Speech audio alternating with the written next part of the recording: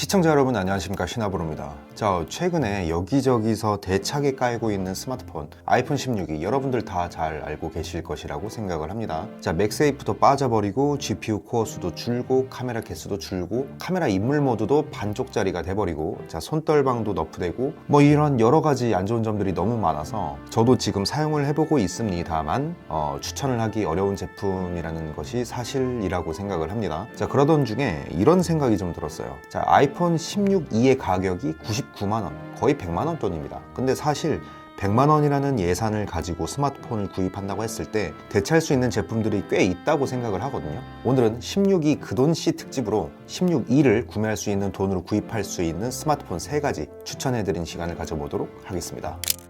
첫 번째는 아이폰 15입니다. 왜 아이폰 16이 아닌 15냐라고 말씀을 하실 분들도 있을 것 같은데, 일단 가격적인 차이가 꽤 커요. 아이폰 16 같은 경우에는 지금 120만원대에 구입을 해야 되는 것으로 알고 있는데, 아이폰 15 같은 경우에는 쿠팡에서 한 103만원 정도면은 구입을 할 수가 있습니다.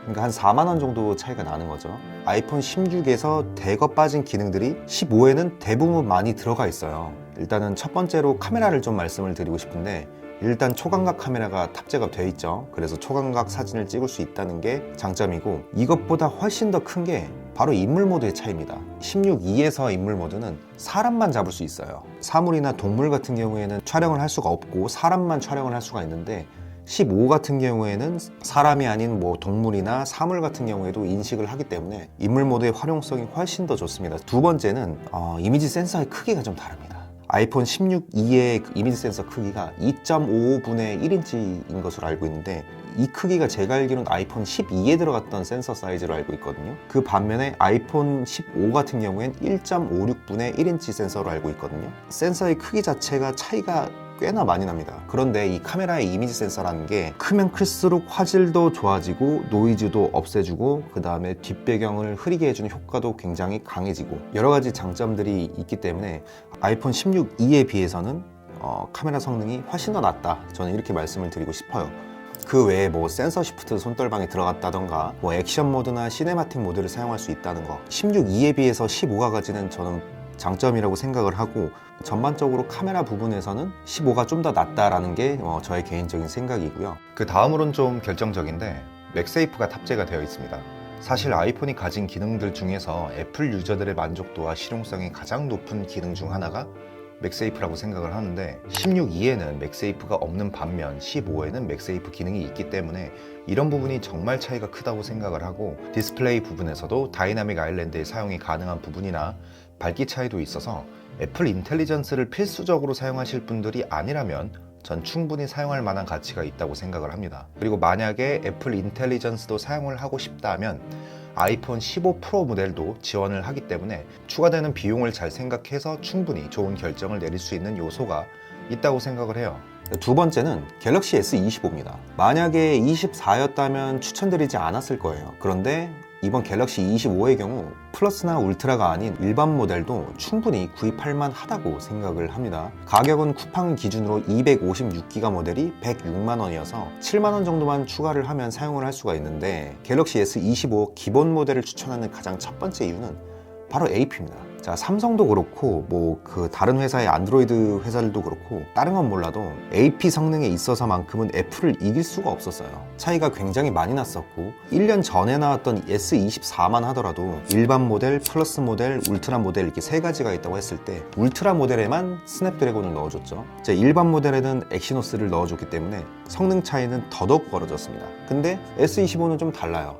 일반 모델, 플러스 모델, 울트라 모델 전부 퀄컴 스냅드래곤 8의 엘리트 모델을 넣어줬고, 결정적으로 이 스냅드래곤 8 엘리트가 아주 유의미한 성능 향상을 일궈냈다는 게 저는 굉장히 크다고 생각을 합니다. 이 정도 성능이면은 제가 알기로는 그 아이폰의 A 칩셋과 충분히 비벼볼 만하다라는 게 저의 생각이고, 아마 다른 테크 리뷰어 분들도 어느 정도는 동감을 하실 거예요. 자, 이게 첫 번째 강점이고요. 자, 두 번째는 기본 모델이 256기가부터 시작한다는 점. 이것도 전 되게 크다고 생각을 하는데 삼성이 이런 부분에서는 확실히 애플보다는 좀 관대합니다. 아이폰 16E가 99만 원이고 갤럭시 S25 기본 모델이 106만 원 정도인데 한 7만 원 정도만 더 내면 용량이 2배가 되잖아요. 나는 사진을 많이 찍을 거야. 그래서 아이폰의 색감을 원한다면 뭐 어쩔 수 없지만 나는 사진을 찍을 때 용량이 중요해 라고 하시는 분들에게는 S25가 256기가부터 시작을 하기 때문에 이런 부분도 굉장히 전 메리트가 있다고 생각을 해요. 그리고 이건 정말 결정적인데 기본 모델부터 고주사율 디스플레이의 사용이 가능합니다. 144Hz였는지 120Hz였는지 저희가 지금 좀 헷갈리는데 120이든 144든 간에 60Hz로 사용을 하다가 그렇게 넘어가면은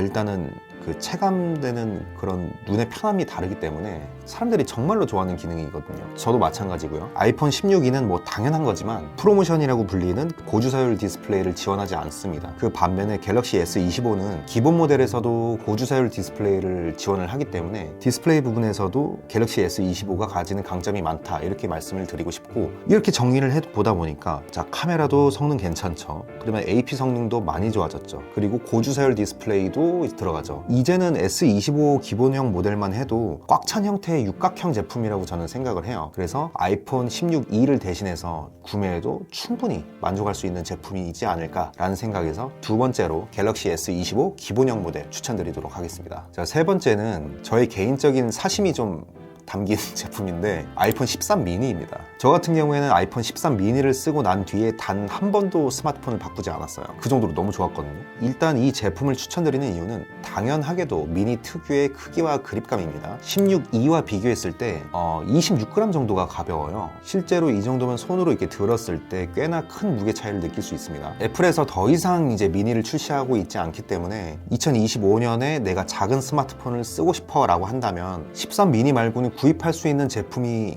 아예 없어요. 뭐 12 미니 같은 경우에는 뭐 13 미니의 하위 호환이기 때문에 뭐 더더욱 구매할 필요가 없는 거고요. 가격은 128기가 기준으로 쿠팡에서 60만 원대에 판매를 하기 때문에 가격적인 측면에서도 일단 16E에 비해 훨씬 저렴합니다. 자, 무게도 26g이나 가볍고요. 한 손에 쏙 들어오는 그립감도 너무 좋고요. 자, 35만 원가량 저렴한 가격도 너무 좋고, 그리고 듀얼 카메라가 탑재가 됐잖아요. 이런 부분들이 되게 크다고 생각을 하고, 만약에 여러분들이 애플 인텔리전스를 사용할 생각이 없다면 지금도 13 미니를 사용하고 있는 유저로서 충분히 추천드릴 수가 있는 제품이라고 생각을 해요. 뭐 iOS 업데이트도 여전히 뭐 지원을 해주고 있고, 애플은 이제 물론 미니 시리즈가 판매도 저조하고 시장성이 없다고 판단을 했기 때문에 없앤 거겠지만, 애플 유저분들 중에서는 그 작은 스마트폰을 사용하고 싶은 사람의 수요가 분명히 저는 존재한다고 생각을 해요. 그리고 성능 같은 경우에도 웹서핑을 하거나 유튜브를 하거나 그리고 게임도 저는 꽤 잘 돌아간다고 생각을 하거든요. 그래서 여러분들이 일상적으로 사용하는 부분에 대해서는 크게 불편함을 느끼시기는 어려울 겁니다. 불편함이 딱 하나 있다면 바로 배터리예요. 배터리 타임 같은 경우엔 12 미니보다는 훨씬 더 길지만 그래도 우리가 일반적으로 사용하는 아이폰 일반 모델이나 그다음에 프로 모델에 비해서는 배터리 지속 시간이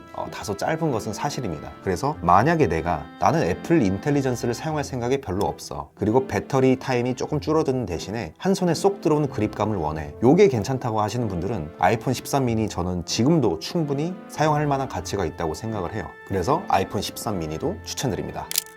자, 오늘은 대신 구입할 수 있는 스마트폰 3가지를 추천드렸는데요. 저도 리뷰를 위해서 이제 구입을 한 거지, 실제 그 일반적인 소비자였다면 높은 확률로 구매를 하지 않았을 거예요. 제가 추천드린 제품들로 대신 구매를 한다면 비슷한 예산을 사용하면서도 만족도나 활용성은 훨씬 크지 않을까 좀 생각이 들고요. 실제로 사용을 해보면 뭐 생각이 좀 바뀔까 했는데 오히려 16E를 왜 이 스펙에 이 가격으로 출시했는지 이해를 하기가 점점 더 어려워지더라고요. 그래서 아이폰 16E 대신에 제가 앞서 말씀드린 제품들 중에서 선택을 하시는 걸 개인적으로는 추천드리고요. 영상이 마음에 드셨다면 좋아요와 구독을 부탁드리면서 오늘 영상 마치도록 하겠습니다. 그럼 I'll be back.